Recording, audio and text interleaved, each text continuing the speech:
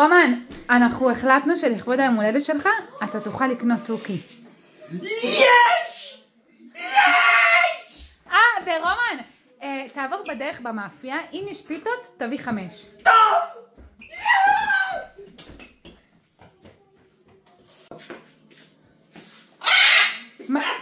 מה זה כל זה? היו פיתות!